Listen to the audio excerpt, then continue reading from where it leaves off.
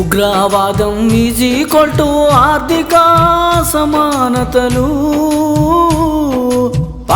పాటి కోటేసి అధికారం ఇస్తే కనీస ఆర్థిక అసమానత అంటే ధనవంతులకు 60%, పేదలకు 40% అన్నట్టు లెక్క.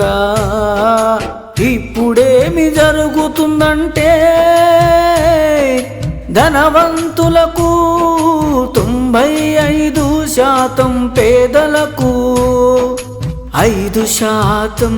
ఇది చాలా అన్యాయం కదా. చైనాలో NCO మీటింగ్లో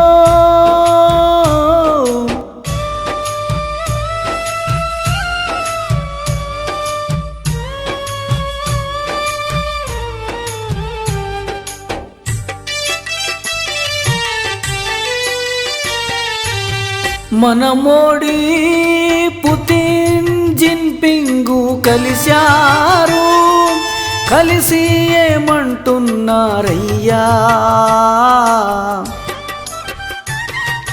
ఉగ్రవాదంపై ద్వంద్వ ప్రమాణాలు తగవు.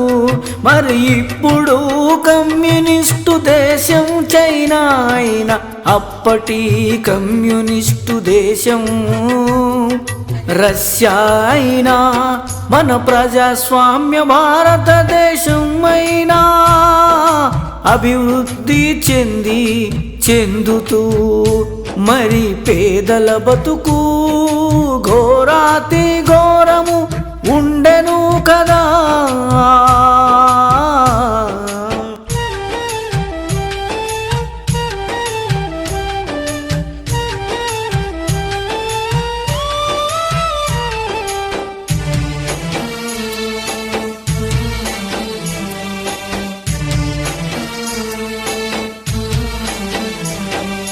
మరి ఈ ముగ్గురు దద్దమ్మలు ఉండవట్టే కదా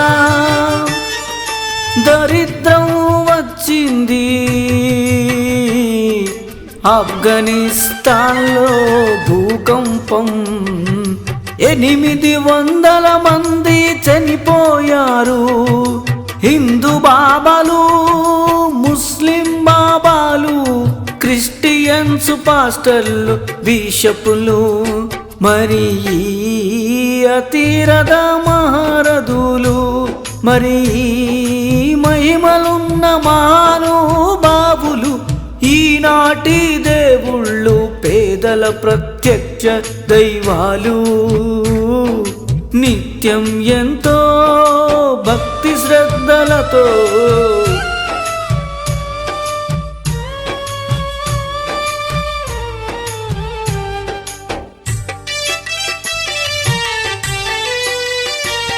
ఈ బాబాలను చేతులెత్తి నమస్కరిస్తూ దైవ సమానులైన వీళ్లను నిత్యం మొక్కుతూ ప్రార్థిస్తున్నాము. మరి మా పేదరికము దరిద్రము పోవడము లేదే. ఈ నవయుగా దేవుళ్ళు సునామీలను, భూకంపాలను ఎందుకు ఆపడం లేదు?